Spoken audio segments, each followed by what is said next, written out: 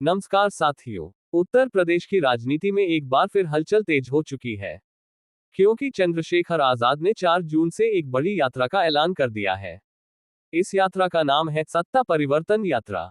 अब सवाल उठ रहा है, क्या ये सिर्फ एक राजनीतिक रैली है या फिर 2027 चुनाव से पहले एक बड़ा शक्ति प्रदर्शन? आज की इस वीडियो में हम पूरी जानकारी समझेंगे। पिछले कुछ वर्षों में चंद्रशेखर आजाद का नाम उत्तर प्रदेश की राजनीति में तेजी से उभरा है। पहले भीम आर्मी, फिर आजाद समाज पार्टी और अब संसद तक का सफर। नगीना सीट से मिली जीत ने यह दिखा दिया कि युवा वर्ग में उनकी पकड़ मजबूत हो रही है।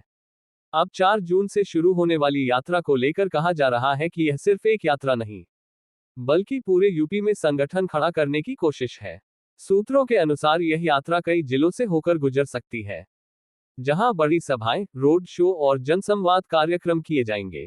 चंद्रशेखर आजाद लगातार एक बात कहते आए हैं, बहुजन समाज को सिर्फ वोट बैंक नहीं, सत्ता में भागीदारी चाहिए। इसी संदेश को लेकर वे अब सीधे जनता के बीच जाने की तैयारी कर रहे हैं।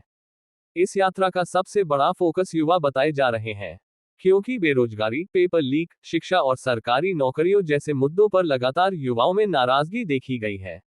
और यही वह जगह है जहां चंद्रशेखर आजाद अपनी पकड़ मजबूत करना चाहते हैं। राजनीतिक जानकार मानते हैं कि यह यात्रा 2027 विधानसभा चुनाव की तैयारी का हिस्सा हो सकती है, क्योंकि किसी भी बड़े चुनाव से पहले जमीन पर संगठन मजबूत करना सबसे जरूरी माना जाता है। अब सवाल ये भी उठ रहा है कि क्या ये यात्रा दूसरे दलों के वोट बैंक पर असर डालेगी? विशेष रूप से दलित, पिछड़े और युवा वोटरों पर इसका प्रभाव कितना होगा? इस पर सबकी नजरें टिक गई हैं। कई लोग इसे नई राजनीति की शुरुआत बता रहे हैं, तो कुछ लोग इसे सिर्फ चुनावी रणनीति कह रहे हैं। लेकिन इतना तय है कि चर्चा बहुत तेज हो चुकी है। भीम आर्मी के समय से ही चंद्रशेखर आजाद खुद को सड़क की राजनीति से जोड़ते रहे हैं। वे अक्सर विरोध प्रदर्शन, छात्र मुद्दों और सामाजिक घटनाओं में दिखाई देते हैं। इसी कारण युवाओं के बीच उनकी अलग पहचान बनी। अब अगर यह यात्रा सफल रहती है, तो उत्तर प्रदेश की राजनीति में नए समीकरण बन सकते हैं, क्योंकि यूपी की राजनीति हमेशा सामाजिक समीकरणों पर आधारित रही है। बहुत से समर्थक मानते हैं कि यह यात्रा बहुजन समाज को राजनीतिक रूप से एकजुट करने की कोशिश है, जबकि विरोधी दल इसे सिर्फ राजनीतिक महत्वाकांक्षा बता रहे हैं। लेकिन राजनीति में सबसे बड़ा सच क्या होता है?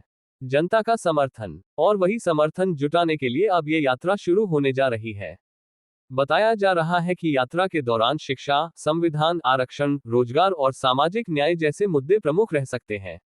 यानी यह सिर्फ चुनावी भाषणों तक सीमित नहीं रहने वाली। क्या चंद्रशेखर आजाद उत्तर प्रदेश में तीसरा बड़ा विकल्प बन पाएंगे? ये सवाल इसलिए भी बड़ा है क्योंकि यूपी की राजनीति लंबे समय से कुछ ही दलों के बीच घूमती रही है। कई राजनीतिक विश्लेषक मानते हैं कि अगर युवा वर्ग बड़ी संख्या में जुड़ता है, तो ये यात्रा भविष्य में बड़ा राजनीतिक असर छोड़ सकती है। हालांकि चुनौतियां भी कम नहीं हैं। पूरे राज्य में मजबूत संगठन बनाना आसान नहीं होता।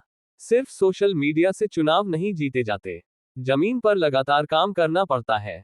लेकिन चंद्रशेखर आजाद की सबसे बड़ी ताकत क्या मानी जाती है? उनकी सीधी भाषा और जमीनी संपर्क। वे बड़े बड़े मंचों से ज्यादा सीधे लोगों के बीच दिखाई देते हैं। अब देखना होगा कि 4 जून से शुरू होने वाली यह यात्रा कितनी भीड़ जुटाती है, क्योंकि राजनीति में भीड़ को अक्सर ताकत के संकेत के रूप में देखा जाता है। अगर यह यात्रा लगातार चर्चा में रहती है, तो आने वाले महीनों में उत्तर प्रदेश की राजनीति और भी दिलचस्प हो सकती है। आप क्या सोचते हैं?